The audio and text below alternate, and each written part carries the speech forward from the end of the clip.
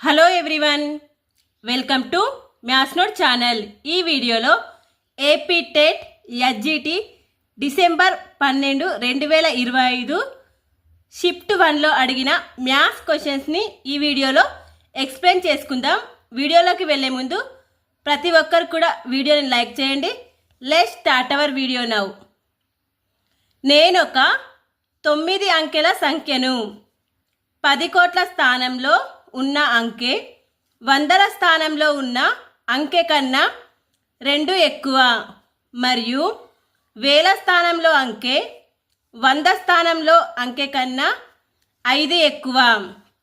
100ల స్థానంలో ఉన్న అంకె 3 మరియు మిగిలిన స్థానాలలో 1 ఉన్న నేనెవరిని అని అడిగారు.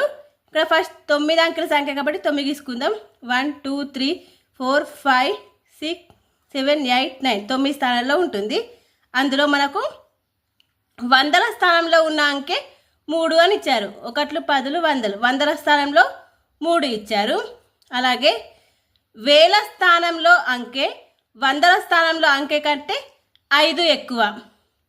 వేల స్థానంలో ఉన్న అంకె 100ల స్థానం కంటే 5 ఎక్కువ అంటే 3 + 5 8 అవుతుంది. తర్వాత ఇక్కడ ఇచ్చారు 10 కోట్ల స్థానంలో ఉన్న అంకె 100ల స్థానంలో ఉన్న అంకె కంటే 2 ఎక్కువ. 1 10 100 1000 10,000 లక్ష 10 లక్షలు కోటి 10 కోట్లు. 10 కోట్ల స్థానంలో ఉన్నది 100ల స్థానంలో ఉన్న దానికంటే 2 ఎక్కువ అంటే ఇంకా 5 అవుతుంది. తర్వాత మిగిలిన స్థానంలో 1 ఉన్నాయట. అన్ని స్థానాల్లో కూడా 1 ఉన్నాయట. ఇది ఆ అంకె. ఇప్పుడు ఆప్షన్స్లలో అది ఎక్కడుందో చూద్దాం. ఆప్షన్స్లలో అది ఇక్కడ ఉంది. ఫస్ట్ ఆప్షన్ ఇది కరెక్ట్ ఆన్సర్ అవుతుంది. 1,01,01,01 కింది వాటిలో సంఖ్య రూపం. 1,00,00,000 నెక్స్ట్ 10 లక్షల దగ్గర ఏం లేదు, 0. నెక్స్ట్ లక్ష, 1,00,000 101 1,00,000. తర్వాత 10,000 1000 100 1 100 1 1 10 100 1000 10,000 లక్ష 10 లక్షలు కోటి. ఇది నెంబర్ 1,00,00,000 1,01,01. ఇది ఆప్షన్స్లలో ఎక్కడుందో చూద్దాం. ఇది ఆప్షన్స్లలో ఇక్కడ ఉంది. థర్డ్ ఆప్షన్ అనేది కరెక్ట్ ఆన్సర్ అవుతుంది.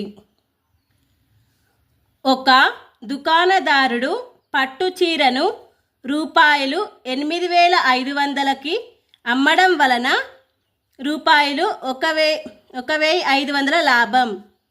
8,500కి అమ్మితే అతనికి లాభం వచ్చిందట 1,500. తర్వాత నూలు చీరను రూపాయలు 1,000కి అమ్మడం ద్వారా 200 నష్టం పొందెను. 200 రూపాయలు నష్టం వచ్చింది. ఒక వారంలో 100 పట్టు చీరలు 120 నూలు చీరలు అమ్మిన మొత్తంపై అతను పొందు లాభం లేదా నష్టం అని అడిగారు. ఇక్కడ పట్టు చీరలు అమ్మితే 1,500 లాభం వస్తుంది. నూలు చీరలు అమ్మితే 200 నష్టం వస్తుంది. అయితే పట్టు చీరలు 100 అమ్మిండు అంటే అతనికి వచ్చిన లాభము 100 + +1500. తర్వాత అతను అమ్మిన ఇంకేమంటే నూలు చీరలు 120 నూలు చీరలు అమ్మిళ్ళు. నూలు చీరలు అమ్మితే నష్టం వస్తుంది కాబట్టి -200. ఇవి వేద్దాం. ఇవి ఇంటూ వేస్తే 1,500 20. ఇది -12 2 24 1 2 3 3 zeros. ఇప్పుడు 1,50,000 నుంచి 24,000 తీసేద్దాం. అయితే 1,50,000 నుంచి 24,000 తీసేస్తే 26,000 ఉంటుంది. 1,26,000 అనేది అతనికి ప్లస్లలో వస్తుంది కాబట్టి లాభం వస్తుంది. 1,26,000 అనేది లాభం వస్తుంది. ఇక్కడ 1,26,000 అనేది ఆప్షన్ బి కరెక్ట్ ఆన్సర్ అవుతుంది. x = 1/2 + 1/6 + 1/2 + 1/2 1/20 + 1/30 అయిన x విలువ. ఇక్కడ భిన్నాల యొక్క కూడిక అడిగారు. ఫస్ట్ భిన్నాల యొక్క కూడిక అంటే వీటి యొక్క కాసాగు. ఇంకా మనకు డైరెక్ట్ చూస్తే 60 అని తెలుస్తుంది, కానీ ఒకసారి కాసాగు కూడా తీద్దాం. ఇక కాసాగు తీస్తే 2 1 3 2 6 2 10 2 15 జా, మళ్ళీ 3తో ఇస్తే 3 1 జా, 3 2 జా, 3 5 జా, మళ్ళీ 5తో ఇస్తే 1 1 2, 5 2 జా, 5 1 జా. ఇప్పుడు ఇవన్నీ ఇట్లా ఇంటూ చేస్తే 2 3 జా 6, 6 5 జా 30, 32 జా. ఇక్కడ మనకు కాసాగు 60 వస్తుంది. 2 3 జా 6, 6 5 జా 30, 32 జా 60, కాసాగు 60 వచ్చింది కాబట్టి 2 30 జా 60, 6 10 జా 60, 12 5 జా 60, 23 జా 60, 32 జా 60. ఇప్పుడు ఇవి వచ్చినాయి. వీటిని మనం ప్లస్ చేస్తే 30 + 10 40, 40 + 10 50, 50/60. ఇక్కడ 0 0 క్యాన్సిల్ అయితే 5/6 వస్తుంది. x = 5/6 అనేది కరెక్ట్ ఆన్సర్ అవుతుంది. -5/9 యొక్క సంకలన మరియు గుణాకార విలోమాల మొత్తం. దీని -5/9 యొక్క సంకలన విలోమం ఏమవుతుంది? 5/9 అవుతుంది. సంకలన విలోమం అంటే ఇక్కడ ప్లస్లు మైనస్ మాత్రమే చేంజ్ అవుతాయి. నెక్స్ట్ గుణాకార విలోమం అంటే ఇక 1/-5/9 అవుతుంది, అంటే రివర్స్ అవుతుంది, అంటే -9/5 అవుతుంది. వీటి మొత్తం అడిగిండు. 5/9 - 9/5 వీటిని ప్లస్ చేస్తే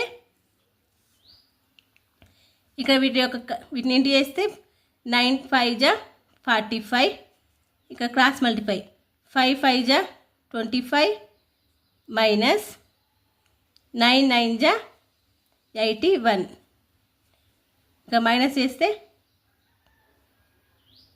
81లోకించి 25 తీసేస్తే 6 56/40 డిఫరెన్స్ ఉంటుంది. 56/45 అనేది కరెక్ట్ ఆన్సర్ అవుతుంది. అతి చిన్న సంఖ్య 8గా గల పైథాగోరియన్ త్రికం. ఇక్కడ పైథాగోరియన్ త్రికం అంటే డైరెక్ట్ క్వశ్చన్ మనకి తెలిసి ఉండాలా. పైథాగోరియన్ త్రికం అంటే ఏ రెండు సంఖ్యలు, ఇప్పుడు ఒక సంఖ్య a² + b² = c² కావాలా. ఇట్లా అయితే దాన్ని పైథాగోరియన్ త్రికం అంటారు. ఇందులో ఇది మనకు డైరెక్ట్ తెలిసిందే. 8 15 17 అనేది పైథాగోరియన్ త్రికం అవుతుంది. ఇది డైరెక్ట్ క్వశ్చన్. ఒక పాఠశాల జట్టు గత సంవత్సరం 4 ఆటలు గెలవగా ఈ సంవత్సరం 6 ఆటలను గెలుచుకుంది. అయితే పెరుగుదల శాతం ఎంత అని అడిగారు. ఇక్కడ పెరుగుదల శాతం అన్నారు కాబట్టి గరిష్ట సంఖ్య మైనస్ కనిష్ట సంఖ్య బై కనిష్ట సంఖ్య ఇంటూ 100 పెరుగుదల శాతానికి ఫార్ములా. అయితే ఇక్కడ 6 - 4 కనిష్ట సంఖ్య 4 ఇంటూ 100 చేస్తే 2/4 ఇంటూ 100. 2 1 జా 2 2 జా 250 జా. ఇక్కడ పెరుగుదల శాతం ఎంత అవుతుందంటే 50% అనేది కరెక్ట్ ఆన్సర్ అవుతుంది. A, Bలు ఇద్దరు కలిసి ఒక పనిని 12 రోజులలో పూర్తి చేయగలరు. A ఒక్కడే ఆ పనిని 20 రోజులలో పూర్తి చేయగలిగిన B ఒక్కడే ఆ పనిని పూర్తి చేయు రోజులు అని అడిగారు. ఇక్కడ దీనికి 1/A + B = 1/A + 1/B అనేది ఫార్ములా అవుతుంది. ఇక్కడ 1/ ఇద్దరు కలిసి చేసేది 12 days = A ఒక్కడే చేసేది 1/20 ప్లస్ B మనకు తెలియదు 1/B. అయితే ఇక్కడ 1/B = 1/12 మైనస్ 1, ఇది 2 వెళ్తే మైనస్ అవుతుంది 1/20. ఇక్కడ మనం 20 ఇంటూ 12, ఇక్కడ 20 - 12 వీటిని ఇట్లా క్రాస్ మల్టిప్లై చేస్తే ఇక్కడ ఎంత మిగులుతాయి 8/20 ఇంటూ 12. ఇక క్యాన్సిల్ వేసుకుంటే 4 2 జా 4 3 జా 2/60 వస్తుంది. మళ్ళీ వీటిని క్యాన్సిల్ చేస్తే 1/30. ఇక్కడ అంటే 30 రోజులలో పూర్తి చేయగలుగుతాడు. B ఒక్కడే 30 రోజులలో చేయగలుగుతాడు. రూపాయలు 5,000కు 12% రేటున 2 సంవత్సరాలకు సామాన్య వడ్డీకి అప్పు తీసుకొనిన 2 సంవత్సరాల తర్వాత కట్టవలసిన సామాన్య వడ్డీ. ఇక మనకు సామాన్య వడ్డీ ఇచ్చారు కాబట్టి ఇక P = మనకి ఇచ్చారు 500, అలాగే T = 2 years, అలాగే రేట్ R = 12% ఇచ్చారు. మనకు సామాన్య వడ్డీ అడిగారు. వడ్డీకి ఫార్ములా PTR/100. ఇది ఇక్కడ చేస్తే 5,000 × 2 × 12/100. ఇక్కడ 2 zeros క్యాన్సిల్ అయినాయి. వీటిని ఇంటూ చేస్తే 5 2 50, 2 100, 100 × 12 1200. ఇక్కడ 1200 అనేది వడ్డీ అవుతుంది. ఒక స్కూటరు 80 కిలోమీటర్లు ప్రయాణించడం కొరకు 2 లీటర్ల పెట్రోలు అవసరం అవుతుంది. అయినా 1 కిలోమీటర్ ప్రయాణించడానికి ఎంత పెట్రోల్ అవసరం అవుతుంది మిల్లీలీటర్లో తెలుపండి అని అడిగారు. ఇక్కడ 80 కిలోమీటర్లకు వెళ్ళడానికి 2 లీటర్లు అవసరం. అయితే 1 కిలోమీటర్ వెళ్ళడానికి ఎంత అవసరం అని అడుగుతున్నారు. వీటిని క్రాస్ మల్టిఫై చేయాలి. 2 × 1/80. ఇప్పుడు వీటిని క్యాన్సిల్ చేస్తే 2 1 2 40 1/40. మళ్ళీ వీటిని క్యాన్సిల్ చేస్తే 40 0. మళ్ళీ ఇక్కడ చూస్తే 42 45 0.25 అంటే 25 మిల్లీలీటర్ల అవసరం. 25 మిల్లీలీటర్ల పెట్రోల్ అవసరం 1 కిలోమీటర్కి. పటచిత్రాలలోని దోషమేమి? ఇది స్టేట్మెంట్స్ అడిగారు. పటచిత్రాలలో ఎక్కువ చిత్రాలు గీయాలి. ఇది దోషమే. అండ్ చిత్రాలు స్పష్టంగా ఉండకపోవచ్చు. ఇది కూడా దోషమే. చిత్రంలో భాగానికి సరైన విలువను ఊహించడం కష్టం. ఇది కూడా దోషమే అవుతుంది. కాబట్టి ఆప్షన్ 4 5 అనేవి కరెక్ట్ అవుతాయి. 10 మంది విద్యార్థుల ఎత్తులు సెంటీమీటర్లలో ఇక్కడ ఇచ్చారు. ఇవన్నీ ఎంతమంది విద్యార్థులు సగటు ఎత్తు కంటే ఎక్కువ ఎత్తు కలిగి ఉన్నారు అంటే ఈ 10 మంది విద్యార్థుల సగటు ఎత్తును కనుక్కుందాం. 140 + 155 + 139 + 147 + 133 + 128 + 152 + 131 + 135 + 130/10. ఇప్పుడు వీటన్నిటిని ప్లస్ చేసుకుందాం. వీటన్నిటిని ప్లస్ చేస్తే 1390 వస్తుంది /10. ఇక్కడ 0 క్యాన్సిల్ అయితే 1139 అనేది సగటు అవుతుంది. ఇక మన క్వశ్చన్ ఏమడిగిండు, సగటు కంటే ఎక్కువ ఎత్తు కలిగిన ఎంతమంది సగటు కంటే ఎక్కువ ఎత్తు కలిగి ఉన్నారని అడిగారు. అంటే 139 కంటే ఎక్కువ ఎంతమంది ఉన్నారు? 1 2 3 4 మెంబర్స్ సగటు కంటే ఎక్కువ ఎత్తు కలిగి ఉన్నారు. ఏ బికు చెల్లెలు. బి కంటే ఏ 3 సంవత్సరాలు చిన్నది. బి యొక్క ప్రస్తుత వయస్సు P సంవత్సరాలు అనుకుంటే బి వయస్సు పరంగా ఏ ప్రస్తుత వయస్సు. ఏ అట బికి చెల్లెలు అవుతుంది. బి యొక్క ప్రస్తుత వయస్సు P అట. అయితే తన చెల్లెలు 3 సంవత్సరాలు చిన్నది అంటే P-3 అవుతుంది. ఏ వయస్సు P-3.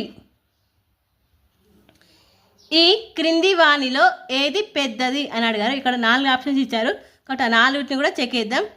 ఇక 2^10 × 0.1 ఇచ్చారు. ఇక 2^10 అంటే 1024 వస్తుంది. 1024 × 0.1 అంటే 102.4 వస్తుంది. ఇక్కడ 1.024 × 10⁻²2 అన్నారు. 10⁻² అంటే 100 అవుతుంది. ఇక్కడ 100 అంటే 100తో ఇంటూ చేస్తే 2 పాయింట్స్ ముందు కదులుతాయి కాబట్టి 102.4 వస్తుంది. ఇది కూడా నెక్స్ట్ ఇది చూసుకుంటే ఇది 100^2 అన్నారు. 100^2 అంటే ఇక్కడ 4 zeros ముందు కదులుతుంది అంటే 0 045 ఇక 3 జీరోస్ జరగంగా మళ్ళీ ఇంకో 0 కూడా వస్తుంది. 450 వచ్చింది.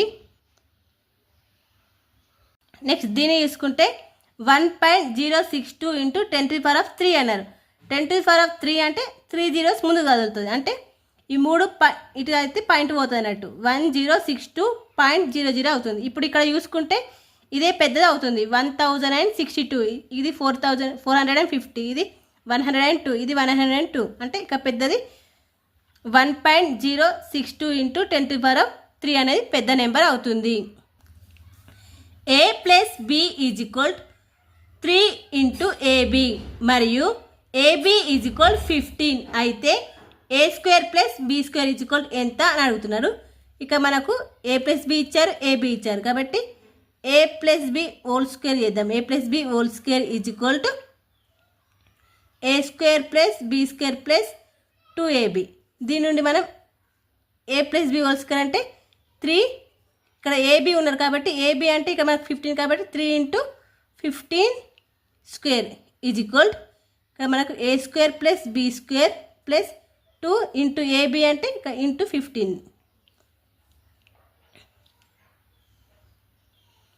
ఇక్కడ వీటిని ఇంటూ చేస్తే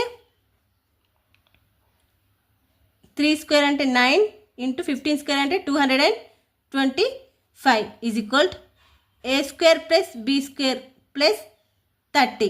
ఇక వీటిని ఇంటూ చేద్దాం. 225 ఇంటూ 9, 9 5 జా 45, 9 2 జా 18, 4 కలిపితే 12, 9 2 జా 18, 20, 2025. ఈ 30 ఇటువైపు తీసుకెళ్తే మైనస్ వస్తుంది, -30 is equal a² plus b². ఇక వీటిని మైనస్ చేస్తే ఎంత వస్తుంది? 2025 -30 చేస్తే 1995 వస్తుంది. ఇక్కడ a² plus b² is equal 1999 అనేది కరెక్ట్ ఆన్సర్ అవుతుంది. 4 power x plus 3 is equal 112 plus 8 into 4 power x అయినా 18x power 4x is equal ఎంత అని అడుగుతున్నాడు. ఇక మనం దీని నుండి 4x ఏంటో అనుకుందాం. ఇక్కడ 4 పవర్ x ఇంటూ 4 పవర్ 3గా రాసుకోవచ్చు. దీన్ని is equal 112 plus 8 into 4 power x. ఇక వీటిని మొత్తం ఇటువైపు తీసుకొచ్చి 4 పవర్ xని కామన్ తీద్దాం. 4 పవర్ x కామన్ తీస్తే 4 పవర్ 3 ఇటువైపు తీసుకెళ్తే -8 is equal 112. 4 power x is equal to 4 power 3 అంటే 64 వస్తుంది. 64 minus 8 is equal to 112. 4 power x into ఇక 64 మైనస్ 8 అంటే 56 వస్తుంది. 56 ఈజ్ ఈక్వల్ టు 112. ఇక 56 1 జా 56 2 జా 4 power x is equal to ఇక 2 పవర్ 1 అంటే మనం దీన్ని ఎలా రాసుకోవచ్చు? 2 power 2x is equal 2 power 1గా రాసుకోవచ్చు. ఇప్పుడు భూములు సమానం కాబట్టి ఘాతాంకాలు సమానం అంటే 2x is equal to 1, x is equal to 1/2 వచ్చింది. 4 power x is equal to 2 వచ్చింది, x ఈజ్ ఈక్వల్ టు 1/2 వచ్చింది. ఇప్పుడు మనం దీన్ని కనుక్కోవాలి. 18 ఇంటూ ఇక x అంటే 1/2 పవర్ 4 పవర్ x అంటే ఇక్కడ ఇంటూ అంటే పవర్ 2 వచ్చింది. వీటిని క్యాన్సిల్ చేస్తే 2 1 జా 2 9 జా 9² వచ్చింది. 9² అంటే 81. ఇక మన కరెక్ట్ ఆన్సర్ 81. ఏ తన పొలంలో ఉదయం 3:45 సాయంత్రం 3:55 పనిచేశాడు. అయితే అతను పొలంలో పనిచేసిన మొత్తం సమయం ఎంత అని అడిగారు. ఇక 3:45 అలాగే 3:55 ప్లస్ చేయాలి. ఇక గంటలు ప్లస్ చేస్తే 6, ఇక వీటిని ప్లస్ చేస్తే 100 వస్తుంది. 100 మినిట్స్ని మనం గంటలోకి మార్చుకుందాం. ఇక 60 తీసేస్తే 7 అవర్స్, మన 60 లెక్క నుంచి ఇంకా 40 మిగులుతాయి. 7:45 పాటు అతను పొలంలో పనిచేశాడు. ఇక్కడ ఆప్షన్ డి.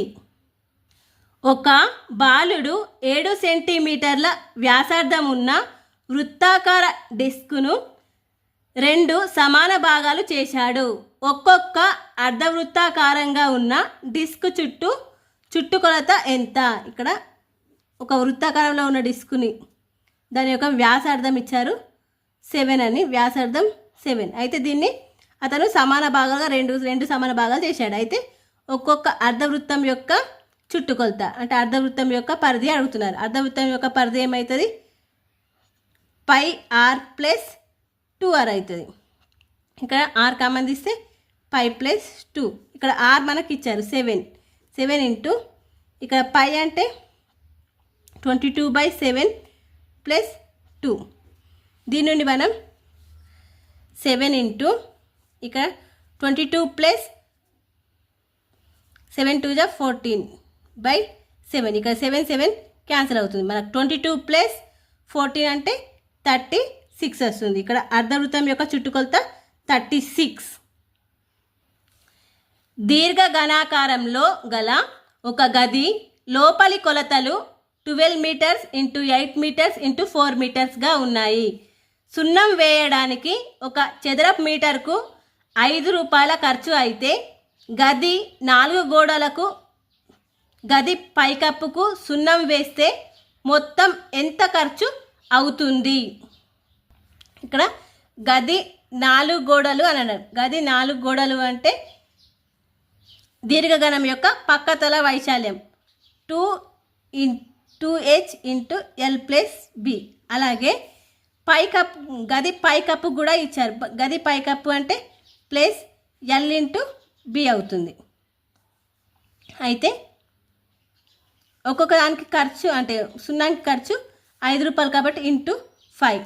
దీన్ని మనం ఇక్కడ సబ్స్టిట్యూట్ చేస్తే 2 ఇంటూ ఇక్కడ h అంటే 4, ఇక్కడ l plus B 12 plus 8 plus ఇంకా l ఇంటూ బి అంటే 12 ఇంటూ 8 మళ్ళీ ఇంటూ 5. ఇవన్నీ చేద్దాం. ఫస్ట్ 2 4 జా 8 ఇంటూ 20 ప్లస్ 12 8 జా 96 ఇంటూ 5. ఇప్పుడు వీటిని ప్లస్ చేస్తే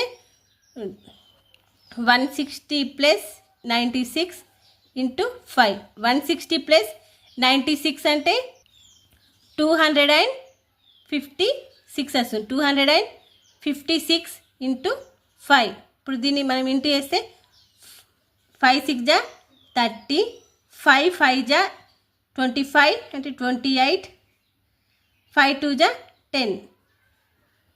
అతనికి అయ్యే ఖర్చు ఎంత అంటే 1280 రూపాయలు అవుతుంది. ఇక్కడ ఆప్షన్ సి అనేది కరెక్ట్ ఆన్సర్ అవుతుంది. ఇక్కడ మనం అర్థం చేసుకోవాలా, ఇక్కడ 4 గోడలు అంటే పక్కతల వైశాల్యము, అలాగే గది పైకప్పు అంటే అక్కడ హెచ్ ఉండదు కాబట్టి దీర్ఘచతురస్రం యొక్క వైశాల్యం అవుతుంది l ఇంటూ బి.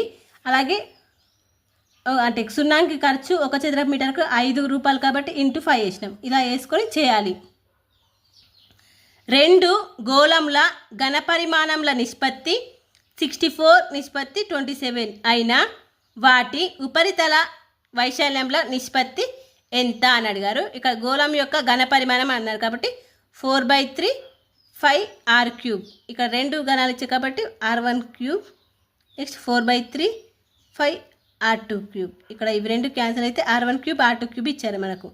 ఇవి 64:27. వీటి నుండి ఇది 4³ ఇది 3³ అంటే మనకు r1 అంటే r1 నిష్పత్తి r2 ఎంత వచ్చింది? 4:3 వచ్చింది. ఇక్కడ మనకు వాటి ఉపరితల వైశాల్యంల నిష్పత్తి అడిగారు. అంటే 4πr² ఇక్కడ r1² 4πr2². ఇక్కడ 4π 4π క్యాన్సిల్ అయితే ఇక్కడ r1² నిష్పత్తి r2². ఇక్కడ r1 అంటే 4² నెక్స్ట్ r2 అంటే 3². ఇక్కడ 16:9 అనేది కరెక్ట్ ఆన్సర్ అవుతుంది. ఇక్కడ 16:5 16:9. గోడ గడియారంలో 7 గంటలు సమయమైనప్పుడు నిమిషాల ముళ్ళు గంటల ముళ్ళు మధ్య ఏర్పడు కోణాలు. ఇక గోడ గడియారం 12 గంటలు ఉంటుంది. ఇందులో 12 గంటల్లో అంటే 7 గంటలు అవుతుంది అటు సమయం. కరెక్ట్ 7 గంటలు అంటే ఇక నిమిషాలు, ఇది 12 దగ్గర ఉంటుంది, గంటల మూల అనేది 7 దగ్గర ఉంటుంది. అయితే ఇక్కడ ఏర్పడే కోణాలు అడుగుతున్నారు. ఇదో కోణం ఏర్పడుతుంది, ఇదో కోణం ఏర్పడుతుంది. ఇక చూడండి, ఇక 12 నుండి 6కి ఏర్పడితే 180 డిగ్రీస్ అవుతుంది. ఈ సరళ కోణం అవుతుంది. దీనికంటే కొంచెం ఎక్కువ ఉంది కాబట్టి సరళ కోణం కంటే ఎక్కువ ఉంటే పరావర్ధన కోణం అవుతుంది. ఇటువైపు ఏర్పడేది పరావర్ధన కోణం. ఇది 90 డిగ్రీస్కి 180 డిగ్రీస్కి మధ్యన ఉంది కాబట్టి ఇది అధిక కోణం అవుతుంది. ఇక్కడ ఏర్పడే కోణాలు అధిక కోణం మరియు పరావర్ధన కోణం.